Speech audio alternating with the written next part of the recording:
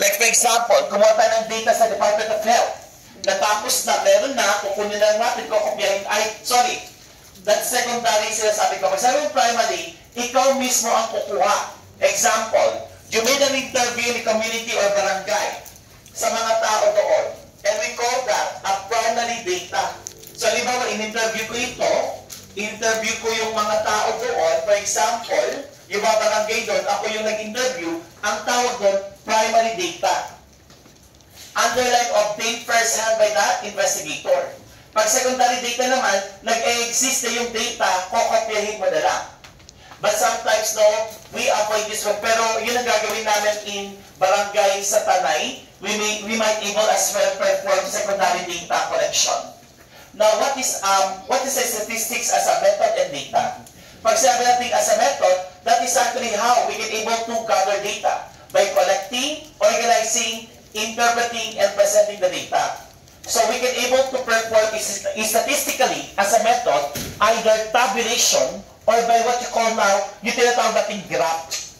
So halimbawa sabihin natin, no, nag-present tayo, pumunta tayo sa barangay Tanay, nag-collect tayo ng primary data. Ilan ang male, ilan ang female. That's what you call now as a method. Mas marami mga lalaki kesa sa babae. Mas marami mga bata kesa matatanda. That's a method. Pag sabi mo data, as usual, quantitatively, we have 15 males, we have 100 females. That's actually a data. Pero dito, the magic word here is that data are collected in order to measure something. Like, halimbawa sabihin natin, ilan ang number of deaths, births, or cases, or even is specific diseases. So pagdating sa community, we're pertaining to the collection of these pertinent variables na kailangan natin para makapag-simula tayo makapag-identify ng community. Our data will be the following. Madalas census. Kinukuha namin ito sa barangay. Ma'am, ilan po ang population nyo? We are 8,000. Okay? Ma'am, halimbawa sabihin natin, registries of vital events, kung ano yung mga pangyayari dyan, sometimes different records or even family records. Ma'am, ilan po ang case ng hypertensive dito? Ilan po ang may cardiovascular or diabetic cases? And that will be kept by our rural health unit.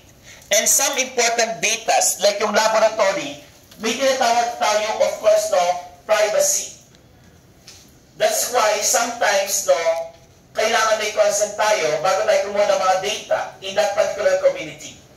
Okay? Now, what are the methods of data collection?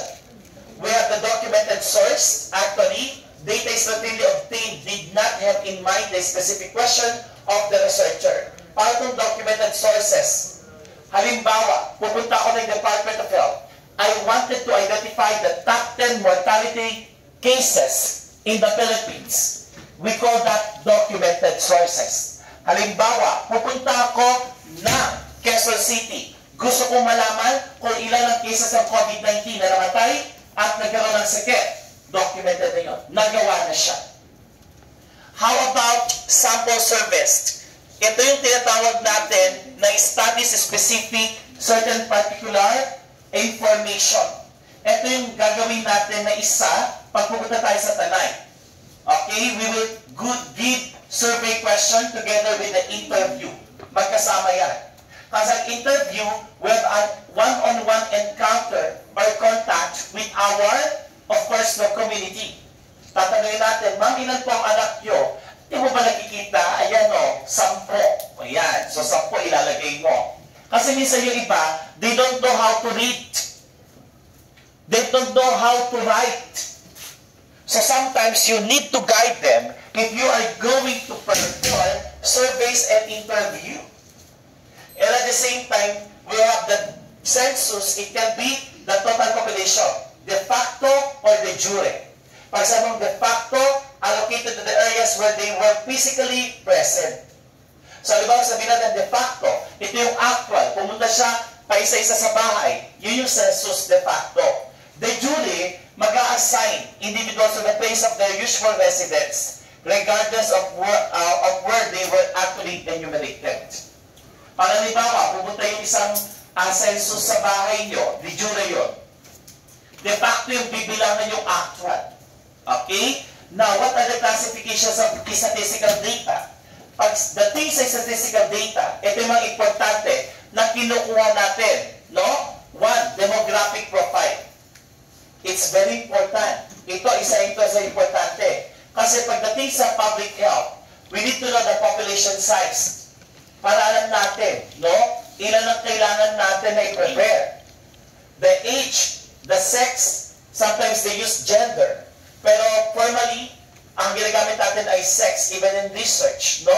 Either male or female yan.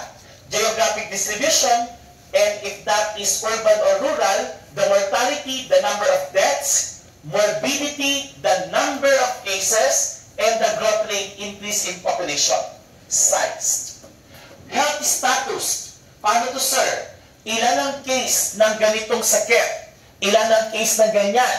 Ano yung mga common na sakit? Ang tawag dyan, health status. No?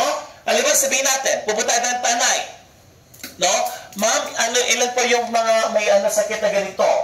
Yung mga may sakit na nagkaroon ng cholera at the age of ilang taon po. So that's health status. O currently po, incidence and prevalence. Pag sinabi natin incidence, the old and new cases. Patatanong ko sana yan kanina, pero baka nakalimutan nyo. When you say prevalence, the number of new cases. Parang baliktad. O mamaya, parang incidence yata yung new cases. Okay? So, tingnan natin. Next, we have the health resources.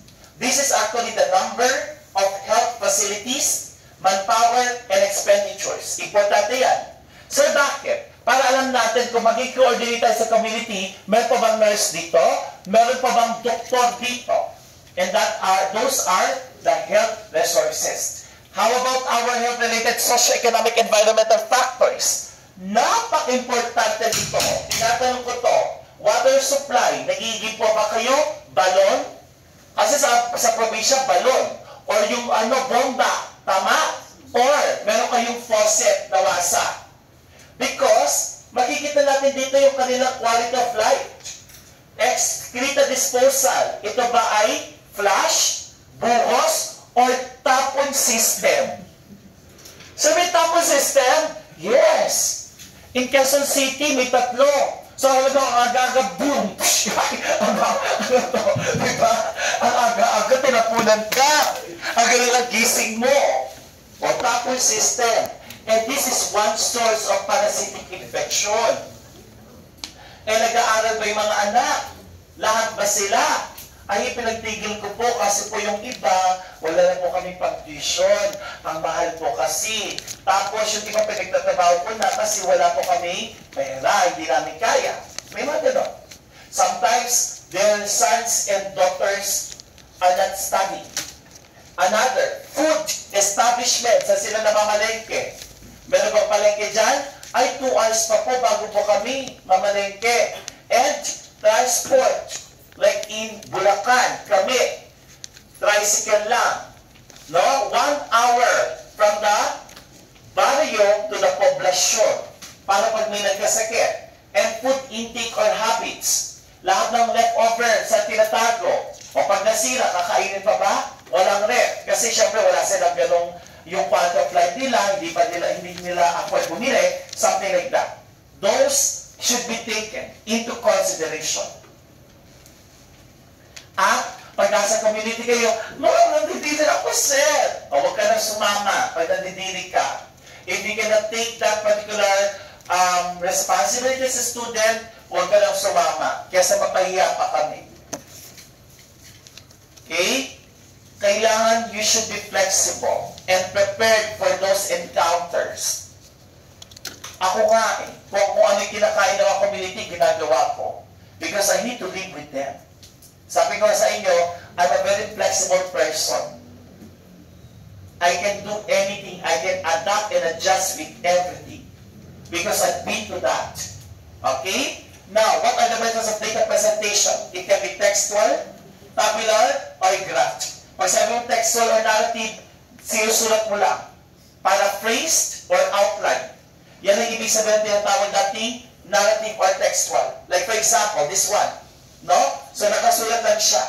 Assessments conducted in Barangay X in Cavite by this particular international institute in 1988 showed that there were 272 females, 15 and 44. So this is an example of textual. Pag sinabi mo naman tabular, ito yung table natin. Makikita mo, ito yung title na may number table, plus makikita mo dito yung ating column and rows. No? And I'm going to discuss to you what are the parts of the table. Okay? So ito yung ating parts ng table. Halimbawa sabihin natin, the table number that is in Arabic numeral, place it on the first line of the title or title. Halimbawa, ito yung ating table number. Then this is the title. Kung makikita mo, minsan nakahiwalay ito kahit wala na siya dito sa ating tabulation.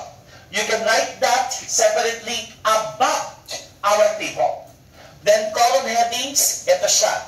Pag sinabi mong column, no, that is the vertical, no? Yung tinatawag nating columns, that is your vertical.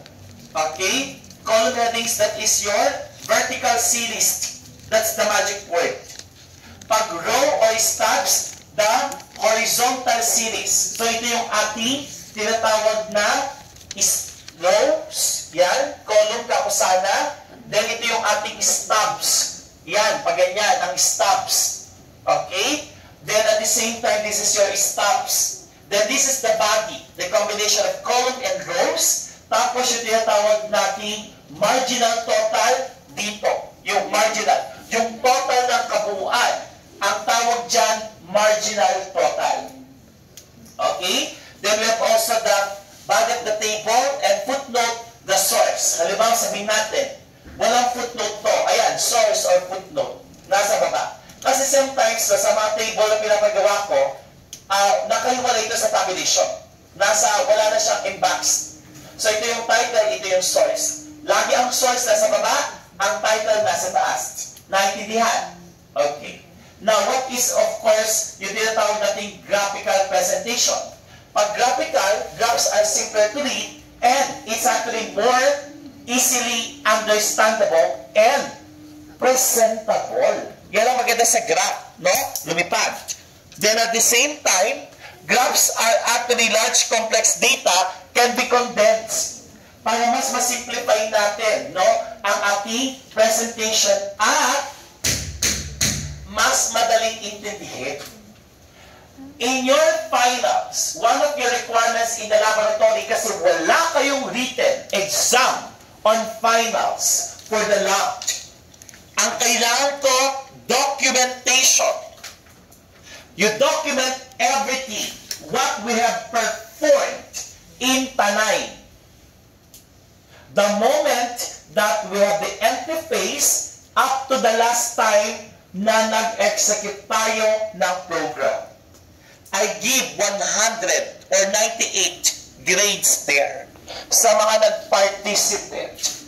Yung nakita ko yung commitment and devotion, I give a good grade. Okay? So, maximize nyo yung bagay na nandun kayo. Okay? So, magtulungan kayo. So, this is an example of bar graph. Bar graphs are actually for comparison of relative counts. Ito yung mga relative counts natin. A graph has two axes, the y and the x. The y is the vertical series, the x is the horizontal. Okay? So, dito yung variables natin, andito yung counts natin. Tama? Okay. This is the pie graph. The pie graph is below. We actually only limited to 5 variables. Huwag masyado madami, no? 5 variables lang. 1, 2, 3, 4, 5. Sakto. So, pag 4, okay lang. Huwag lalagpas sa 5. It shows the breakdown of a group per total where the number of categories is not too many. It's only limited to 5. Next, histogram. Ito siya. Similar to bar graph, pero ang histogram kasi may ranges at the same time, pareho kasing variables na counts dito, yung range dito sa baba, counts sa taas. That is your histogram. it presents a continuous variables. Ang tawag natin dyan, continuous variables. And this one is a frequency polygon. This is an example of a line graph or the dot chart. So same function as histogram, it presents continuous variables. So that is actually our frequency polygon. So this is an example of a tabulation. Then after that, frequency polygon. Line diagram shows trend or data or charges with the time or age with respect to some other variable. At ito yung gagawin natin sa Wednesday. Papamonitor ko, ilalagay nyo sa logbook. Isa-send ko na lang sa GC. So, halimbawa sabihin natin, no, sa ating diagram and at the same time, isa-send ko, huwag kayo mag-alala, yung exercise number. Okay. Halimbawa sabihin natin yung exercise number ng ating activity. Okay. So, we have here, for example, exercise number 1. Sa exercise number 1, sa laboratory, sa logbook nyo ilagay ng lecture, gagawa kayo dito ng tabulation. Lahat yan. Then after that, sa graph naman, sa graph dito, pwede nyo i-encode sa Excel, then gawin nyo sa graph, i-print nyo kahit black and white, accepted. Ibibigay ko mamaya ito. Okay? So yan yung mga gagawin nyo sa Wednesday. Okay? Ito pwede nyo na gawin sa bahay kung gusto nyo. Okay? Papamonitor ko yan kay ma'am. Para may gagawin kayo sa laboratory. And this is the line diagram. The line diagram shows, hindi masyadong ginagamit ito. Ang pwede ko paggamit sa inyo is the bar graph or the histogram. Madalas bar graph ang pinapagawa ko. This one shows trend data or change with the time. Kaya tinawag siyang line diagram or time series diagram. Sometimes I call this one as time series graph or time series diagram. Pinapakita niya dito yung variables natin, ito yung counts, then dito yung time in our x-axis. Okay? And another, we have the scatter point. Pag scatter point, pinapakita dito yung correlation between our, of course, variable in the x with our quantitative continuous variables dito. It shows the relationship between two sets of data. Ang tawag dyan is scatter point. Okay? So those are the different types of tabulation and graphs. Demography. Pag sinabi natin demography, we study the human population at the same time, yung tinatawag natin, of course, no, we study yung tinatawag natin kung ano yung nasa community. Particularly, kung ano yung meron sa kanila, what is the composition of that particular community is simply demography. The location per se is demography. So it can be a very general science that can be applied to any kinds of population that is one that change over time of space.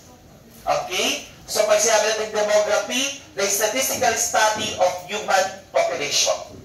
Now, so halimbawa sabihin natin, census. This is actually one way of identifying population wherein it's a direct method, no, of collecting demographic data. Sometimes, pagdating sa population, ang tawag po sa census or we call that survey. Parang halimbawa sabihin natin, usually conducted by the government. Then after that, yung pupunta sa bahay-bahay nyo, they will able to ask you, o ilan kayo dito? Ilan ang babae? Ilan ang lalaki? Ilan ang age na ganito? That is census. Okay? And of course, there are two methods of data collection. It can be direct or indirect. Hindi ko talaga notes po. Pag hindi ko notes, hindi ko kasi na-review eh. Okay? Mas maano yung notes ko talaga. Okay? So, what are the two methods of collection? We have the direct data. Pag sabi mong direct, no, underline vital statistics registries that tracks. Ito.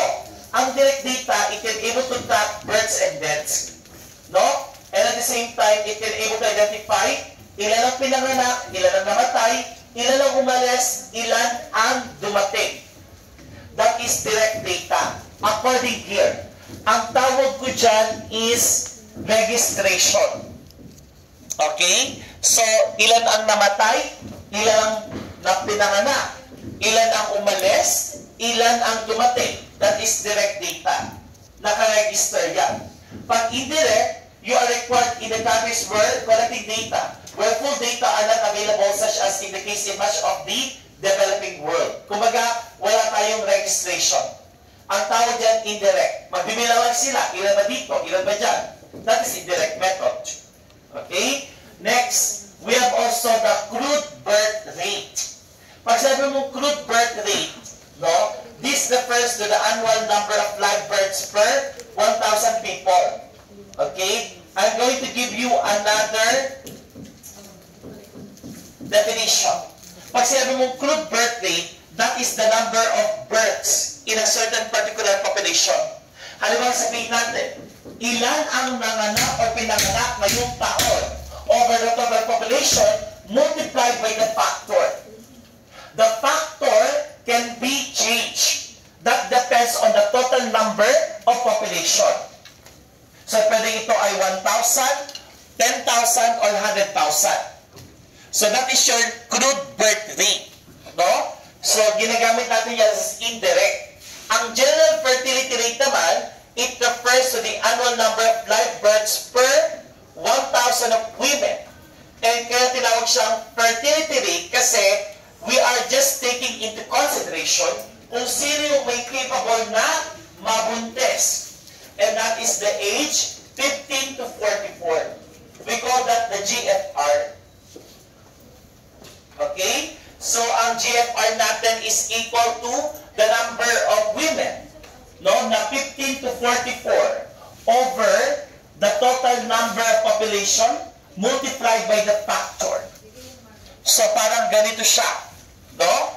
Ang CBR is equal to the number of live births over yung tinatawag nating total population multiplied by 1,000. 1,000 is sa akin, yan ang pinaka-constant number na factor na ginagamit ko. Sa ating GFR, that is equal to the number of women na may 15 to 44 over total population multiplied by the factor. I'm going to check kung total population niya. Okay? Number 3, age is specific fertility. This one refers to the annual number of live births per 1,000 women in a particular age na 15 to 19, 20 to 24. So, meron siya tinatawag na specific age for women who give birth, no, in a certain series or range of ages. Is that clear? Okay? Now, populations can be changed through 3 processes. Number 1, fertility. Pag sinabi natin fertility, this is the number of children that women have and is 2 contrasted with fecundity. Pag sinabi mo kasing fertility, it has something to do with, of course, though, sometimes may mga edad na 9 years old, nabuntis na, and at the same time, we cannot able to control that. No? And that really happens in this particular generation. So pag sinabi natin fertility, it is something to do with these particular children who have been born by this parent or mother. No? And sometimes, pag sabi mo, what is fecundity? Pag sabi mo fecundity, and it's contrasted with fecundity. Okay, those who cannot able to what? Pati ako, hindi ko rin sure kung tama yung ibig sabihin ng fecundity as far as my vocabulary building is concerned. Ha? Anong sabi ni Google? Nag-ano na agad yung phone ko, wala pa namang wala pa namang 10 o'clock yung section. Oh, tama ko. The ability to produce an abundance of offspring or new growth. Kumbaga, parang anak ng anak. Parang they are capable. Kumbaga kasi, pag natin sa fertility na sinasabi natin, and of course, no, if that particular women has a capability of multiple children, no? Now, mortality on the other hand, cause of death. Okay? that is the study of the consequences, particularly death. Yan ang ibig sabihin ng mortality. Kasi ito, magkabaliktad to. Kasi if this particular population na pinag-usapan natin, there is fertility, increase the number of population. Mortality is decreased number of population. And migration, that can be the movement, no, of those people from one place to another. Kaya nga may sinasabi tayong migration. Okay? Migration, kakusada, is the movement of person from one origin to another origin is what you call now migration. Kaya nga migration can be immigration or emigration. Pag ibig sabihin ito, ikaw ay pumunta sa isang lugar. Halimbawa, pumunta ako ng Canada and I became an immigrant of Canada. Emig means emigration, ikaw ay lumabas ng Pilipinas. So, nagbawas ka sa population ng Philippines. So, that's actually migration. So, three factors for population change are fertility, mortality, and migration. Next, one method of measuring the population size is determining the increase in the population resulting from excessive births compared to death. Kaya minsan, no, they can able to predict ilan ba ang pinapanganak per oras.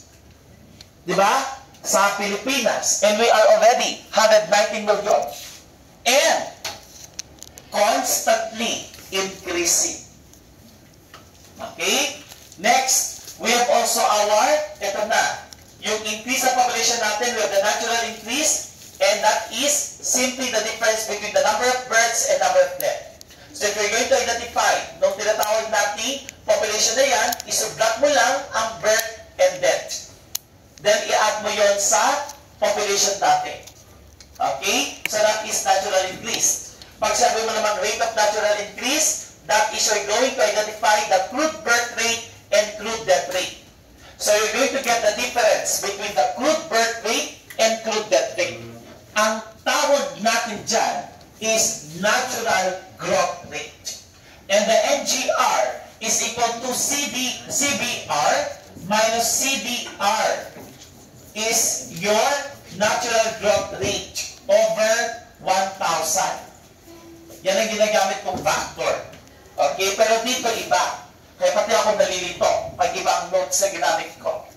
Okay? So that is your natural increase. Kaya nga, kapag di ba sabihin natin, rate of natural increase tayo, CBR minus CDR muna. Okay, that is your natural growth rate. And the second method is we're going to measure the population size. And this can be determined during the 2 census period. No? So makikita natin ang pag-increase ng population based on the census. Okay? And this implies that increase in the size of the population is not merely affected to excess in births but also the effect of migration. So pag sinabi natin measure yung population, this can be what we call now yung tinatawag nating either naka-register.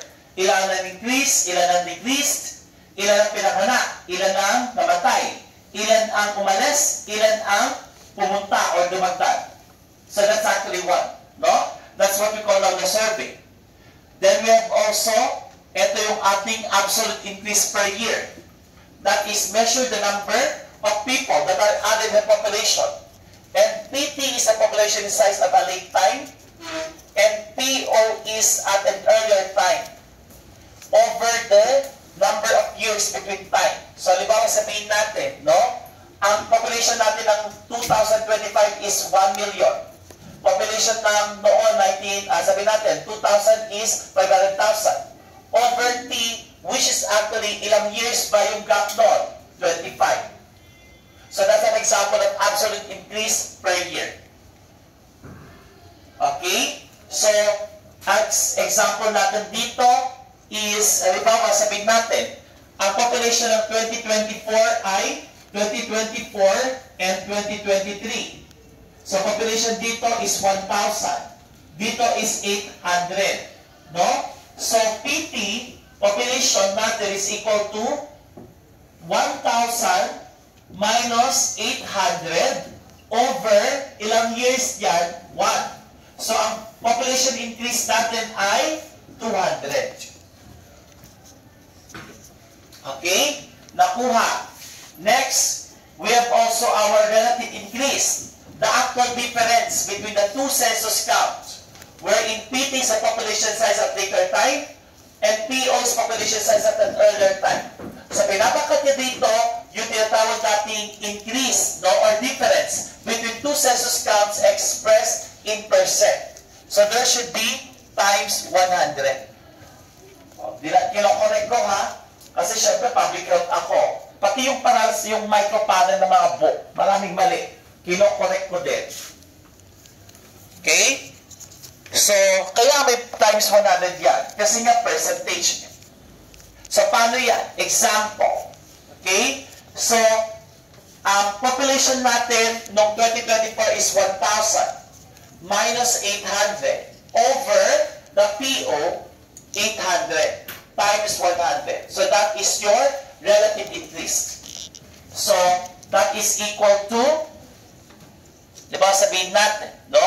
So, 1,000 minus 800 equals 200 divided by 800 times 125%. Tama? So, there is an increase of 25%. Tama. Pero pag mas madali lang, kukunin mo yung sagot mo dito, no?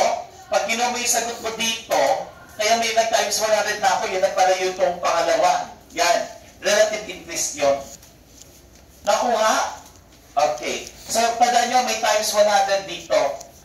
Okay, kasi percentage. Pero pag decimal point, okay lang. Walang problema. Kasi yung R na yan, ginagamit ko yan pag nagko-compute ako ng isang way ng pag-compute ng population. Okay? So, meron kasi ako ibang way ng pag-compute ng population na wala dito sa PowerPoint niya. Pero ito, very simple. This is the simplified form of population. Okay? Computation. Na sinasabi natin. Then next, we have the population composition. Pagdating sa composition of population, that is actually, of course, no, composition of the population is commonly described in terms of its age and sex, which is correct. That's actually one particular demographic profile that we need to investigate and identify. And the PW utilizes data on age and sex, and at the same time, composition to decide who among the population groups merits the attention in terms of health services and program. So, pinapakita dito daw, no, pagdating sa population composition, no, sino ba dito sa mga population na ito ang kailangan natin bigyan ng proper attention? Okay? Like for example, number 1, the sex. The sex actually describes the number of males and females multiplied by the factor. And this is what we call now the sex ratio. Halimbawa sabihin natin, no? Ilan ang babae, ilan ang lalaki. So, paano mo sabi na in every 2 females, there are 1 male in the population? Ang tawag dyan, gender ratio. So this one, pinapakita sa sex composition kasi, there are some countries, for example, here in our planet, no, na scarce na sila ng mga lalaki. Kaya pinag-aagawan ng mga babae, yung lalaki. Pero mga bansa na sobrang dami ng lalaki, kukunti ang babae. Like in the Philippines, if you're going to check, mas madami ang mga babae kaysa lalaki. Okay? So, describe the sex composition of the population.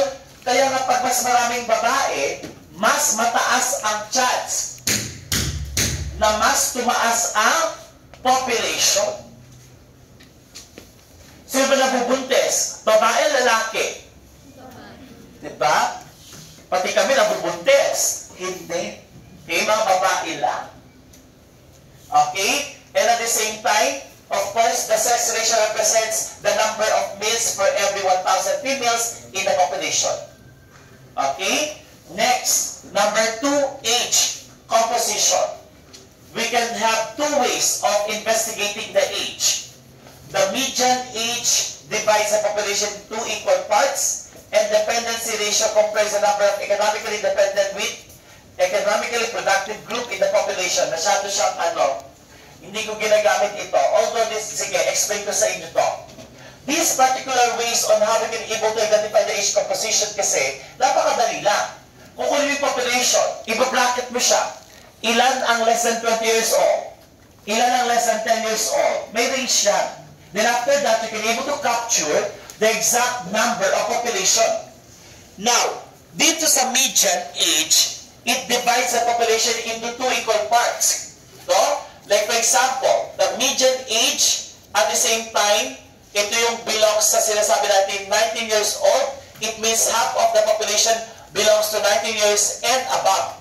While the other half, pag halimbawa 19 pataas or 19 below, ang basis ng median age daw is 19. Either less than 19 years old or more than 19 years old. That is the letter A. Letter B, dependency ratio. Paano ito? Underline based on economically dependent with economically productive group. So meron tayo halimbawa sabihin natin, no? 0 to 14, then 65 and above. So yung economically dependent daw na ito yung sinasabi nating mga independent. Yung 0 to 14, no? And at the same time, 65 and above are considered economically independent. I don't know kung anong source to. But in the Philippines, we cannot able to apply that. Kasi pag 50 years old, hihingi ka pa ng bakot sa mama mo. You are still independent. Kaya nga hindi ko tinuro to. Kasi hindi ko alam kung saan yung source. Gano'n ako pag nagtuturo. Hindi ko basta-basta ilalabas yan pag walang source. Hindi ko kasi na-review eh. Anyways, hindi ko kasi notes yan. May sarili akong notes. Okay? Kaya baka mag-shift ako na by midterms yung sarili ko ng notes ang gagamitin ko. Okay? Pero, I can still explain that. Kasi public health tayo. Okay?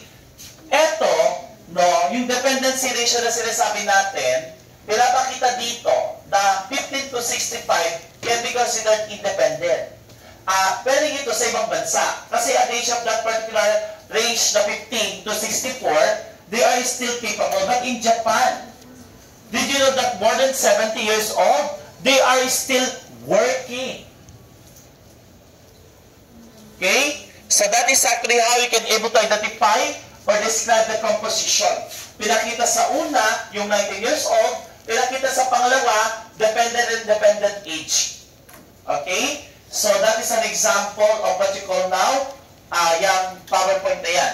Pangatlo, age and sex composition. Okay? So, first composition is the sex. Second is the age. Pangatlo is age and sex. Pinaghalo na. Pinapakita dito in the pyramid yung age and sex composition. Ito importante ito kasi population pyramid. Pinapakita dito yung number of males, the blue, and females dito with this particular age bracket. So, halimbawa sabihin natin, 0 to 4, 5 to 9. This is actually, we perform this one kapag mag-represent kami ng public health report. So, pag halimbawa nag-investigate tayo sa Tanay Rizal, I hope you can able to conduct such particular tabulation like this. We call this as population pyramid. Okay? So, pinapakita dito, ilan ang age na ang pinakamataas na lalaki is age 0 to 4. Okay? Which is 47%. Mas marami ang bata. Sa babae, ganun din. No? 0 to 4. Ang daming bata. So, therefore, pag maraming bata, this population might be vulnerable sa mga infection related sa bata. Ang dami. The higher the population, that's actually one particular problem that we might encounter in that particular target highest number of population. Kami mga public health, pag nag-a-analyze kami, pinapredict namin agad ang pinakamarami, pinakakonti. At pwedeng tumaas ang population nito. Why? If you're going to analyze the figure, na tinawag siyang pyramid, no? Makikita mo dito na maraming, kukunti lang ang matatanda, na mas marami pa rin na dito, na capable silang dumagdag. Okay? So that's actually your population. Next topic, the rates, ratios, and vital stat. Now, rates and ratios. Pag sabi mong ratio, that is called the proportion in the quotient of two numbers. Halimbawa, ang babae dito ay 10, ang lalaki ay 5. What's the ratio ng babae sa lalaki? 2:1. Nakuha. Pag college kayo, dapat pagdating sa mga logical na ganyan, dapat alam nyo agad. Hindi ako nagkikipag-usap sa high school. Okay? Rate, that is ratio. Rate. Pag sabi mong rate, it's a ratio, but it involves a time period. And it involves the count or measurement observed over a period, then divided by its base population. So that is what you call now rate. Example. Based on the data released by the organization, they concluded that there is an average 16,415 deaths around the world in 7 days. What will be the number of deaths in 5 days? Para hindi ko mag-gets itong tanong na to. So, 7 days, ibig sabihin ito, para ma-identify mo yung number of deaths in 5 days, no? 16,415 divided by 7. Okay. Halimbawa, sabihin natin, 16,415 divided by 7. Tama?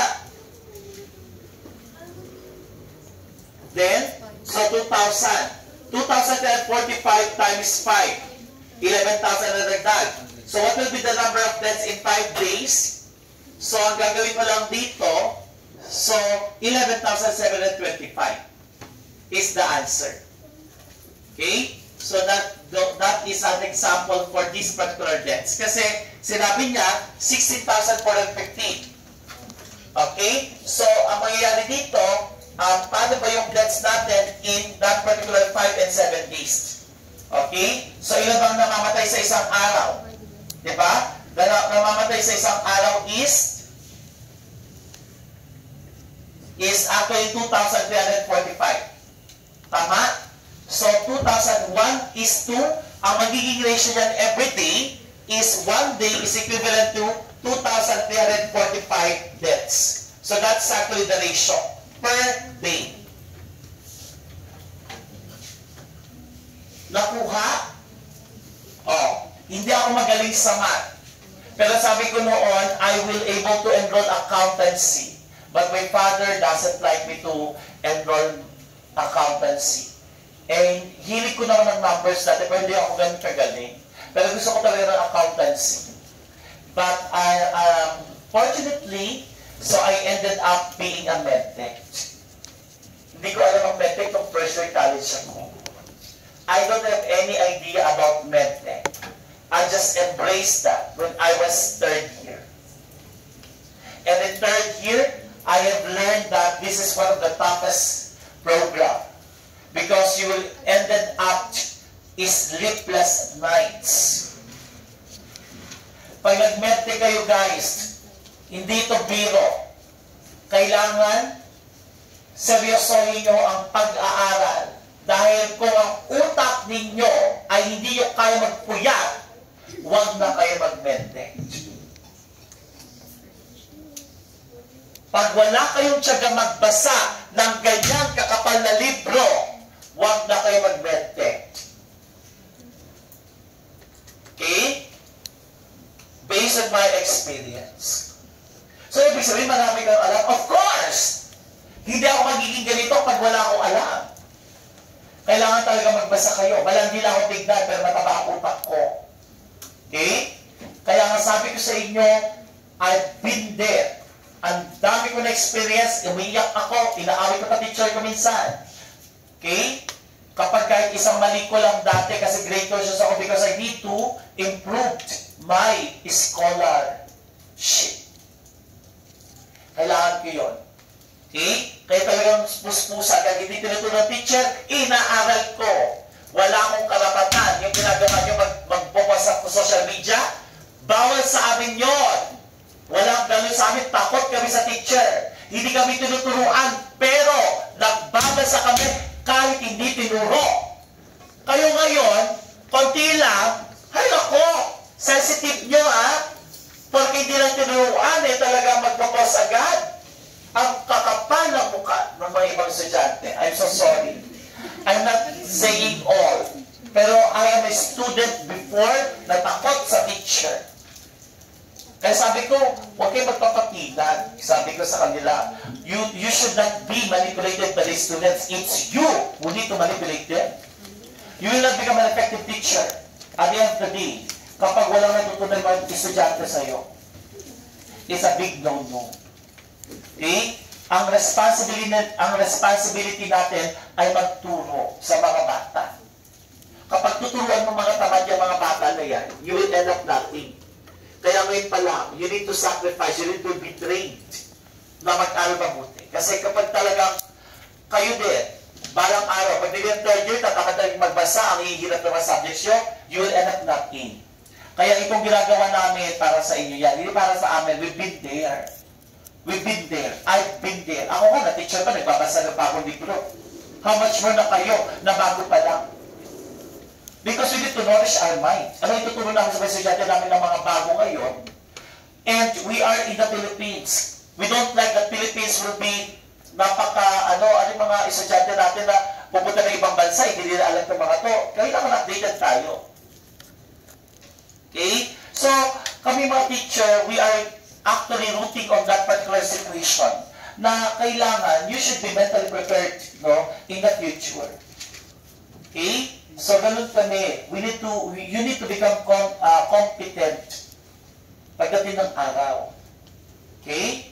So, katulad niya, dahil na ng quiz, isa na rin naka-26. I'm expecting nga, ang high school dito, 30 pataas. Pero ako kinay sa akin ng 26. But the rest, sa mga hindi nakapasa ngayon, kung sakali man, it's not the end of the world. Marami pa tayong quiz. May dalawa pa. Okay? Marami pa. Bumawi pa kayo. Okay? Next, we have here the incidence and prevalence. Incidence, mali ako kanina. New cases. Prevalence, old and new cases. Kaya pag sinabi natin incidence, it's also known as the attack rate. The acute rate. Kasi pag sinabi mong acute, it's actually a term, pag sinabi mong acute infection, it's a term na, of course, no, short term na. Pag chronic, that's a long term. Ibig sabihin ng chronic, hindi ka nagagaling. Okay? Pag acute, gagaling ka agad. Kaya that can be referred to incidents. That deals with a new number of cases. Pag pinagsama mo, ilan ang case ng COVID-19 po, last 2020 up to the present, we call that prevalence. The old and new cases. Nakuha ng concept of incidents known as attack rate. Sinabi ko na kanina. And sometimes, yung tinatawag natin newly discovered cases. And of course, use dealing with an acute conditions. Yan. Yan ang i-underline nyo. Acute conditions and how frequent a case occur in a period of time. Pag prevalence, chronic conditions. Okay? And at the same time, new and old cases. We call that prevalence. What is CBR and CDR? Crude birth rate, rough fertility rate of the population. Why? Kasi we identify here the number of increase based on the total number of live births over the population multiplied by the factor. That is the computation of CBR. In your assignment, in the log books, for the lecture, discuss the different vital stats and give example each. Dito ka magsimula. Discuss the different vital stats and give example each. Okay? So that is the crude birth rate. Ang magiging denominator mo, ilan ang live births. Ang numerator mo, live births. Denominator, the total population. Ang factor na ginagamit, 1,000. Okay? This is your CBR. Okay? CBR is number of live births over total population multiplied by 1,000. Ito ang ginagamit ko laging factor. Okay? Next, number 2, crude death rate. the number of deaths. The total number of deaths over population multiplied by the factor. Ilan ang namatay ng heart attack, ng sakit, ng COVID? Pagsamahin mo yan. Ilan ang namatay sa Philippines during that year? Over total population multiplied by the factor. Ang tawag dyan, CDR. Nakuha. Okay. Next, we have MMR. Ilan ang namatay na mga buntis na nanay because of pregnancy, childbirth, and puerperio. That is equal to, MMR is equal to the number of deaths of maternal death, okay, maternal, over the, eto na, no, ang ginagamit na namin dito is live births. Ang magiging denominator dito is live births. Okay? So, ang mangyayari dito is, MMR is equal to number of maternal deaths. Yung nanay namatay dahil sa, of course, no, sa deaths because of, ano ba, nabuntis, nakunan, or something, over the live births. Multiplied by population. That is your NMR. Okay? Nangyayari, alam mo, nangyayari ito. Bumibigay na siya. Nangyayari yan because one reason is, you know kung anong reason? Kulang sa equipment. Okay, that's one. Another reason, maliban sa kulang sa equipment, is sabihin natin, no, maliban sa kulang sa equipment, alibang sabihin natin, there are some cases na kung saan, of course, no, alibang sabihin natin na, ayun, adequate services, or walang midwives. Actually, that's the reason. Okay? Next, another thing is infant mortality rate. Pag sabi mo infant, that is less than a year old na namatay over total live births multiplied by the factor. So, halimbawa sabihin natin, ilan ba ang infant na namatay that is less than 1 year old? Okay? So, that is halimbawa, then kukunin natin yung total live births in the population in a year or mid-year population multiplied by the factor, that is your IMR.